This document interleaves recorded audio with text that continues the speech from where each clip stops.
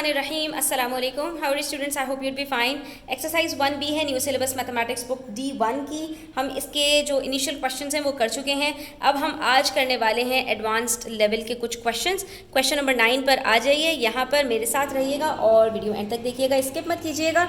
और अच्छी लगे तो प्लीज़ लाइक कीजिएगा, अपने फ्रेंड्स के साथ ज़रूर शेयर कीजिएगा।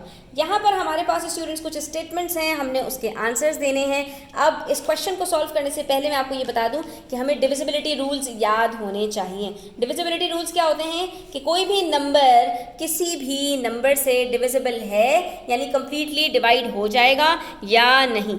आसान लफ्ज़ों में कहूँ कि एक नंबर अगर दूसरे नंबर के टेबल में आता है तो जिस नंबर के टेबल में आता है उससे वो डिविजिबल है, वो उसका फैक्टर है और उसी को हम कहते हैं कि ये इसके जो डिविजिबिलिटी रूल है उसके ऊपर पूरा उतर रहा है। ठीक है, अब यहाँ पर हमारे पास क्वेश्चन नंबर 9 में जो स्टेटमेंट्स हैं उसमें नंबर 1 में कह रहे हैं if 6 is a factor of a number. ठीक है, अगर कोई भी नंबर है और 6 उसका फैक्टर है, यानी 6 उसको कंप्लीटली डिवाइड कर देता है, 6 से वो डिविजिबल है, then 2 and 3 are also factors of that number. तो बिल्कुल इन्होंने हमसे ये बात सही कही है। क्यों? क्योंकि हमें पता है हर वो नंबर जो 2 और 3 दोनों से डिविजिबल होगा, यानी 2 और 3 जिस नंबर के भी फैक्टर्स होंगे दोनों, मैंने क्या कहा, यानी एक इवन नंबर अगर 3 से भी डिविजिबल है तो वो डेफिनेटली 6 से भी डिविजिबल होगा। यानी इसका मतलब ये हुआ कि हमारे पास जैसे एक नंबर है 12, वो इवन नंबर है, 2 से डिविजिबल है, 3 के भी टेबल में आता है, तो इसका मतलब है कि वो 6 के टेबल में भी आएगा। इसी तरह से हम एक और नंबर लेते हैं यहाँ पर, फॉर एग्जाम्पल 24 हमारे पास 2 के टेबल में भी आता है, 3 के टेबल में भी आता है, तो इसलिए ये 6 के टेबल में भी आएगा। लेकिन अगर मैं यहाँ पर एक नंबर लूँ स्टूडेंट्स और वो नंबर हो मेरे पास 33, ठीक है, अब 33 मेरे पास 3 के टेबल में आता है लेकिन 2 के टेबल में नहीं आता, तो मेरे पास 33 6 के टेबल में भी नहीं आएगा। यानी अगर मेरे पास ये कंडीशन फुलफिल नहीं होती या हाफ फुलफिल्ड होती है, दोनों सूरतों में ये वाली जो कंडीशन है वो फुलफिल नहीं होगी। इसके लिए क्या है कि 2 और 3 दोनों के टेबल में जो नंबर आएगा वो ही 6 के टेबल में आएगा। फॉर एग्जाम्पल मैं आपको एक और एग्जाम्पल देती हूँ, यहाँ पर 32 हम ले लेते हैं, तो 32 इज़ डिविजिबल बाय 2 लेकिन इट्स नॉट डिविजिबल बाय 3, तो इसलिए 32 भी 6 का जो है वो मल्टीपल नहीं होगा, यानी 32 का फैक्टर 6 नहीं होगा। तो इसका मतलब ये बात बिल्कुल ठीक है कि if 6 is a factor of a number, कि अगर 6 एक नंबर का फैक्टर है यानी 6 किसी को कंप्लीटली डिवाइड कर सकता है, तो 2 और 3 भी उसके फैक्टर्स लाजमी होंगे। यानी 3 के टेबल में जितने भी नंबर्स वो हैं, जितने भी नंबर्स आते हैं वो इन्फिनिटी तक जाते हैं। यानी अगर हम 6 का टेबल पढ़ना शुरू करें, और मैं यहाँ पर आपके पास लिख भी देती हूँ स्टूडेंट्स, 6 का टेबल हम लिखते हैं यहाँ पर 6, 12, 18, 24, 30, 36, उसके बाद 42, 48 और फिर हमारे पास 54, 60 एंड सो ऑन। ये तमाम के तमाम नंबर्स 2 के टेबल में भी आएंगे और 3 के टेबल में भी आएंगे। तो इसका मतलब ये क्या है, ये हमारे पास ट्रू स्टेटमेंट है। नेक्स्ट हमारे पास है part B, if 2 and 3 are factors of a number. अब इन्होंने क्या किया, स्टेटमेंट को उल्टा कर दिया। ठीक है, बात वही है, कान इधर से पकड़े या उधर से।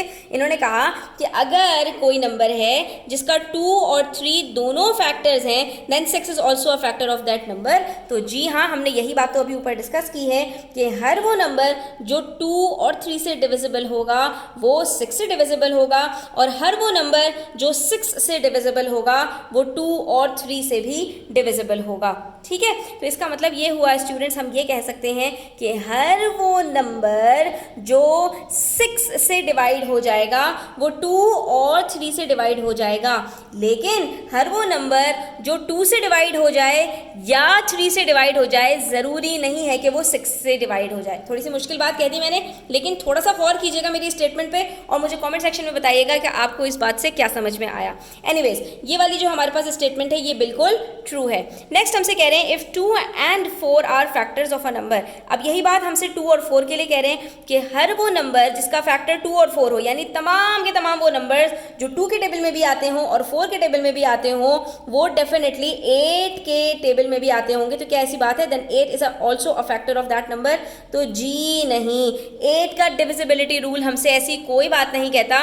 वो हमसे ये कहता है कि भाई जो भी नंबर है ना उसके लास्ट जो 3 डिजिट्स हैं वो 8 से डिविजिबल होने चाहिए या वो 0 0 0 होने चाहिए, तो ही 8 उनका जो है वो फैक्टर बनेगा। 8 के लिए ऐसा कोई रूल नहीं है कि 2 के टेबल में भी आ जाओ और 4 के टेबल में भी आ जाओ तो 8 के टेबल में आ जाओगे, ऐसी कोई बात नहीं है। और मैं आपको यहाँ पर एक बात बता देती हूँ स्टूडेंट्स, फॉर एग्जांपल अब आप 2 को ही ले लीजिए, 4 को ले लीजिए और इसी तरह से आप ले लीजिए 12 को ले लीजिए, फिर आप 20 को ले लीजिए, फिर आप 28 को ले लीजिए, तो ये सारे वो नंबर्स हैं जो 2 के टेबल में भी आते हैं। इवन नंबर सारे के सारे 2 के टेबल्स में आते हैं, ठीक है। 4 के टेबल में भी आते हैं, ठीक है। 2 को हटा दीजिए तो बाकी सारे नंबर्स 4 के टेबल में भी आते हैं। 4 1 4, 4 3 12, 4 5 20, 4 7 28, लेकिन ये तमाम के तमाम नंबर्स 8 के टेबल में नहीं आते, ठीक है।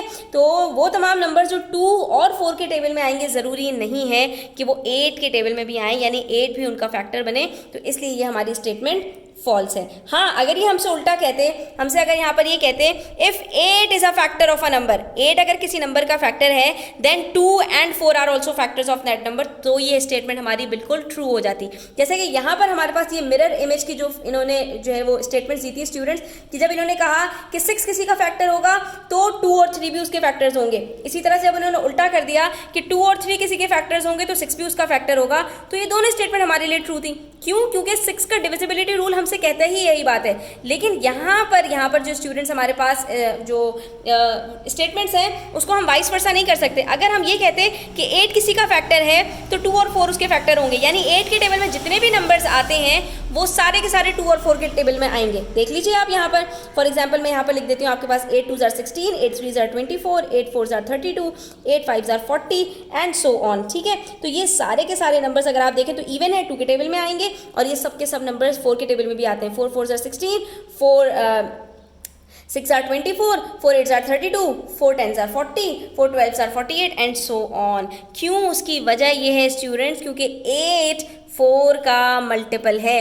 और ये एक रूल ऑफ थंब याद रखो स्टूडेंट्स कि जो नंबर किसी का मल्टीपल होता है, यानी जैसे यहाँ पर 8 है, 8 4 का मल्टीपल है, तो वो जो जिसका मल्टीपल होता है यानी जो उसका फैक्टर होता है, वो सारे मल्टीपल जो उस बड़े नंबर के हैं वो सब उसके फैक्टर के भी मल्टीपल्स होंगे, ठीक है। यानी वो सारे नंबर्स जो 8 के टेबल में आएंगे वो उसके फैक्टर के तमाम टेबल्स में आएंगे, ठीक है।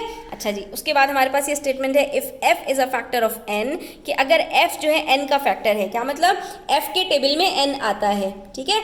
f फैक्टर है यानी f डिवाइड कर देता है n को। फॉर एग्जाम्पल यहाँ पर मैं ले लेती हूँ if 2 is a factor of 4, ठीक है, देन n अपॉन f, तो n अपॉन f जो हमारे पास आएगा यानी n को डिवाइड करके f जो हमारे पास निकलेगा is also a factor of n, तो वो भी n का ही फैक्टर होगा। तो यहाँ पर हम थोड़ी सी एग्जाम्पल्स आपके सामने रखते हैं स्टूडेंट्स, ये चीज़ आपको क्लियर हो जाएगी, ठीक है।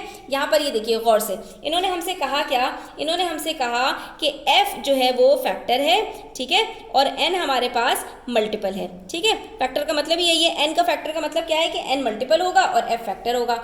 उसके बाद इन्होंने हमसे कहा कि n अपॉन f जो हमारे पास आएगा ना, तो वो भी फैक्टर ऑफ n होगा, ठीक है। अब जरा इसको एग्जाम्पल से समझते हैं तो ये चीज़ हमें क्लियर हो जाएगी। यहाँ पर हमारे पास n मल्टीपल है, फॉर एग्जाम्पल हम 15 ले लेते हैं और उसका फैक्टर हम 5 ले लेते हैं, ठीक है। अब उसके बाद हमने क्या कहा कि ये हमारे पास n है और ये हमारे पास f है, तो n अपॉन f क्या होगा स्टूडेंट्स हमारे पास 15 अपॉन 5, तो ये हमारे पास आंसर क्या आ रहा है स्टूडेंट्स 15 अपॉन 5 का आंसर आ रहा है 3। तो अब हमसे जो एक बात कह रहे हैं ना, वो ये बात कह रहे हैं कि जो आपके पास n अपॉन f का आंसर आएगा ना, जो क्वोशंट आएगा आपके पास, ये भी इस n का फैक्टर होगा।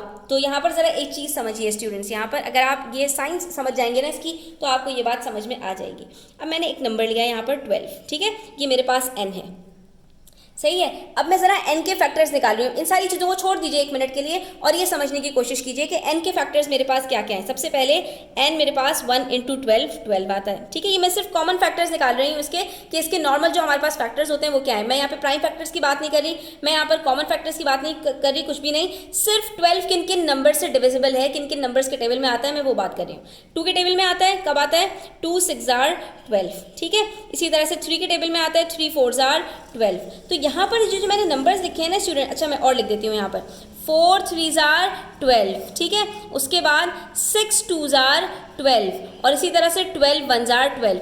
ये तमाम के तमाम नंबर्स जो है ना मेरे पास 12 के फैक्टर्स हैं। तो अगर आप गौर से देखें स्टूडेंट्स कि एक नंबर का जब हमारे पास कोई फैक्टर आता है तो उसके साथ उसका एक और फैक्टर भी आ जाता है। यानी 12 का अगर मैं कह रही हूँ 1 फैक्टर है तो 1 जिस नंबर से मल्टीप्लाई होकर 12 आंसर आया है ना, तो जो नंबर उसका मल्टीप्लिकेंड है वो भी अपने प्रोडक्ट का फैक्टर होगा।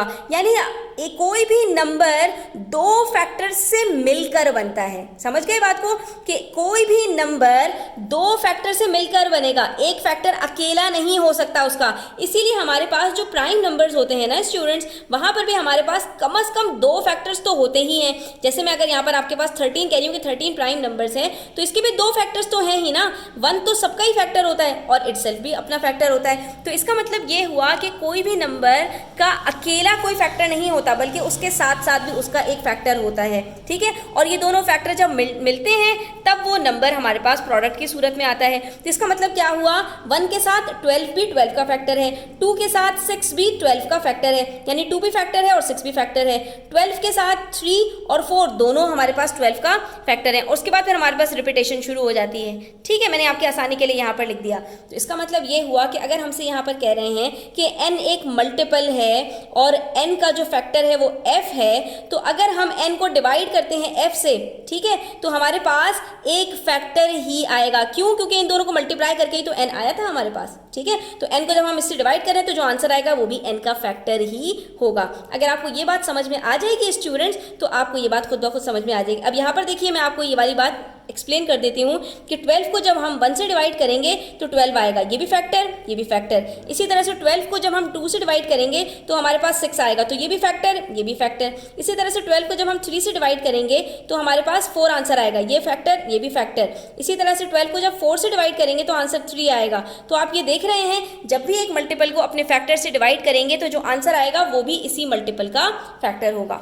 तो यही बात तो यहाँ पर हमसे इस स्टेटमेंट में पूछ रहे थे कि if f is a factor of n, कि अगर एक f है जो n का फैक्टर है देन n अपॉन f, यानी n को डिवाइड कर देने से f से जो आंसर आएगा वो भी हमारे पास फैक्टर होगा इस n का। तो हमने इस बात को पूरा प्रूफ करके बता दिया। ठीक है स्टूडेंट्स, आई होप कि आपको ये क्लियर हो गया होगा। स्टिल कोई क्वेश्चंस हुआ करें तो कमेंट सेक्शन में आप पूछ सकते हैं। अच्छा जी, इसके बाद हमसे कह रहे हैं if h is the HCF of P and Q। हमारे पास दो इन्होंने वेरिएबल्स दिए और कह दिया इसका जो HCF हमारे पास आ रहा है वो h आ रहा है। और HCF का मतलब क्या है स्टूडेंट्स कि P का h भी फैक्टर है और P का Q भी फैक्टर है, और न सिर्फ फैक्टर है बल्कि हाईएस्ट कॉमन फैक्टर है। क्यों? क्योंकि हम ये बात पढ़ चुके हैं कि हमारे पास दो नंबर्स हैं 12 और 18, इन दोनों का हमारे पास हाईएस्ट कॉमन फैक्टर क्या आ रहा है? इन दोनों के कॉमन फैक्टर्स हमारे पास 2 भी हैं, 3 भी हैं और उसके बाद फिर हमारे पास इन दोनों के कॉमन फैक्टर 6 भी हैं। लेकिन जो हाईएस्ट कॉमन फैक्टर आ रहा है वो 6 आ रहा है, तो 6 हाईएस्ट कॉमन फैक्टर है। फैक्टर खुद हमसे यहाँ पर ये बात कह रहे हैं कि HCF है, तो HCF फैक्टर ही होता है ना स्टूडेंट्स, कि यानी कि h इन दोनों को डिवाइड कर सकता है। Then both p and q are divisible by h। तो ये हमसे जो बात कह रहे हैं वो बिल्कुल ठीक कह रहे हैं कि अगर एक नंबर दो नंबर्स का HCF है तो वो उन दोनों को कंप्लीटली डिवाइड कर पाएगा। तो एक ही बात को ये तोड़ मड़ोड़ के घुमा फिरा के कह रहे हैं। तो मैं आपको ये बात पहले ही बता चुकी हूँ स्टूडेंट्स कि फैक्टर का मतलब, डिविजिबल का मतलब एक ही होता है, यानी एक नंबर जिसके टेबल में आता है वो उसका फैक्टर होता है, उससे डिविजिबल होता है। तो जब h p और q दोनों का फैक्टर है तो p और q दोनों को डिवाइड भी कर सकता है, दोनों के लिए डिविजिबल भी होगा, यानी p is divisible by h and q is divisible by h। तो ये सारी वो टर्म्स हैं स्टूडेंट्स जिसको आप कह सकते हैं जार्गन्स हैं, ये मैथमेटिक्स के अंदर यूज होती हैं टर्म्स, और इसके ऊपर आपको ग्रिप कैसे आ सकती है कि आप इनको बार बार रिपीट करें, बार बार इनकी प्रैक्टिस करें, तो इंशाल्लाह आपको इतनी अच्छी ग्रिप हो जाएगी कि आप किसी को बड़ी आसानी से मैथ्स पढ़ा भी पाएंगे। ठीक है स्टूडेंट्स, तो आज के लिए इतना ही। इंशाल्लाह मिलते हैं नेक्स्ट वीडियो में नेक्स्ट लेसन के साथ। तब तक अपना बहुत सारा ख्याल रखिएगा। चैनल पर नए हैं तो सब्सक्राइब करते जाइएगा। अल्लाह हाफिज़।